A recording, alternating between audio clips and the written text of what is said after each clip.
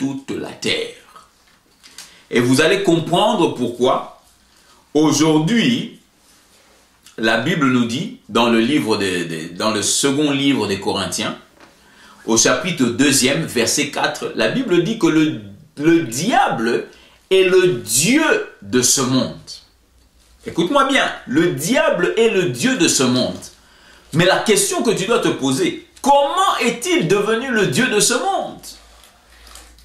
Il n'a pu devenir le Dieu de ce monde que lorsqu'il a dérobé ce qui a été donné au véritable Dieu de ce monde, qui n'était rien d'autre que l'homme lui-même.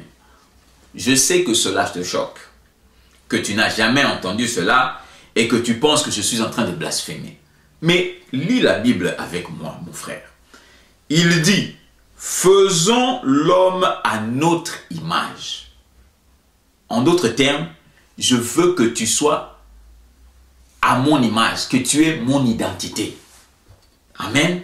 Donc, il dit que tu fasses à mon image. Et puis, non seulement ça, il dit maintenant, faisons-le aussi dans notre capacité, à notre ressemblance. C'est-à-dire que ce que nous pouvons faire, que lui aussi puisse le faire. Et je veux bien, la Bible en français ici nous dit, et Dieu dit.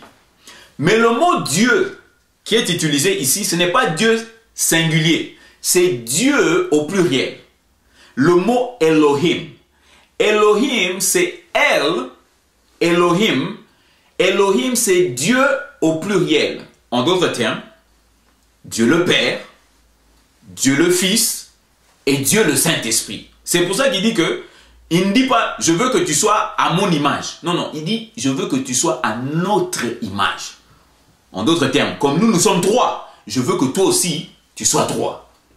Et ça, c'est un autre enseignement dans lequel je ne veux pas rentrer maintenant, parce que nous parlons de l'esprit, du corps et de l'âme. Mais nous allons parler de cela plus tard, dans de prochaines émissions. Mais regardez maintenant ceci, ce que Dieu fait. Il dit, faisons l'homme à notre image, selon notre ressemblance, et qu'il domine sur la terre.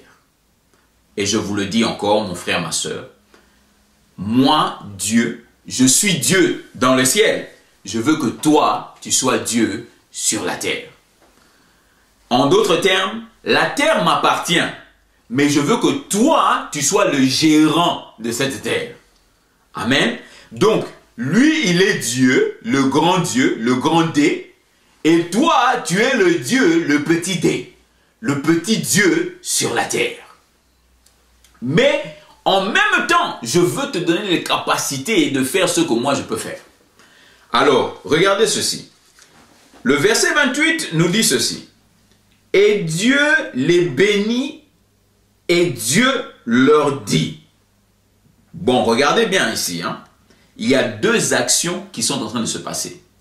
Il dit, et Dieu les bénit, une action, et Dieu leur dit, deuxième action. Alléluia. Pourquoi je vous fais voir ceci? Parce que c'est très important. Il leur dit maintenant, qu'est-ce qu'il leur dit? Il leur dit, fructifiez-vous, fructifiez, multipliez et remplissez la terre et l'assujettissez. Et assujettissez la terre. En d'autres termes, Dieu est en train de leur donner une mission sur la terre. Il est en train de leur dire ce qu'ils doivent faire. Vous allez comprendre que le jardin d'Éden, ce n'était pas toute la terre. Le jardin d'Éden, c'était une portion de la terre. Et Dieu les mit dans cette portion. Et il leur dit maintenant, ce que moi j'ai fait dans le jardin d'Éden, je veux que vous fassiez ça sur toute la terre. C'est pour ça qu'il utilise le mot « remplissez la terre ». Pourquoi tu vas remplir quelque chose? Tu remplis quelque chose qui n'est pas encore rempli. Alléluia. Si Dieu avait déjà rempli toute la terre, pourquoi il allait encore leur demander « remplissez la terre » Ça n'a pas de sens. Donc, il leur dit « remplissez la terre ». Il dit, fructifiez-vous. Ou bien, comme dirait Monsieur Louis II, soyez féconds. comprenez que la productivité que Dieu voulait, la multiplication que Dieu voulait, n'est pas basée sur les forces de l'homme. Dieu n'a jamais compté sur toi pour faire ce que lui, il veut. Pourquoi je dis cela? Parce que, allons plus haut, nous allons voir ici, quand il donne la bénédiction, il part de la bénédiction aux espèces ou bien aux animaux. Regardez cela dans le verset 22. Genèse 1, on est toujours dans Genèse 1, verset 22. Il dit ceci. Et Dieu les bénit, disant. Nous avons vu que l'homme, la Bible dit, il est béni, et puis il dit. Mais en ce qui concerne les animaux, la Bible dit que Dieu les bénit en disant. C'est-à-dire que la parole qui est sortie de la bouche de Dieu est sortie avec la capacité de donner aux animaux la force ou l'habilité de faire ce qu'il leur demandait de faire. Il est béni en disant, fructifiez et multipliez et remplissez les eaux de la mer et que les oiseaux multiplient sur la terre. Se multiplient sur la terre. En d'autres termes, Dieu a libéré la bénédiction en disant. Mais maintenant, en ce qui te concerne, la Bible me dit maintenant dans Genèse 1, 28, la Bible dit que Dieu t'a béni premièrement. En d'autres termes, il n'a pas simplement dit des paroles qui vont continuer à produire en toi, mais il a pris cette bénédiction. Maintenant, la version hébraïque nous dit pas que Dieu créa les cieux et la terre. La version hébraïque dit que le possesseur de la bénédiction créa les cieux et la terre. C'est le possesseur de la bénédiction. Je veux que tu comprennes bien ça. Maintenant, Dieu dit à l'homme, la Bible dit que « et Dieu les bénit ». En d'autres termes, Dieu prend cette capacité, cette bénédiction qui est en lui, il la met sur l'homme.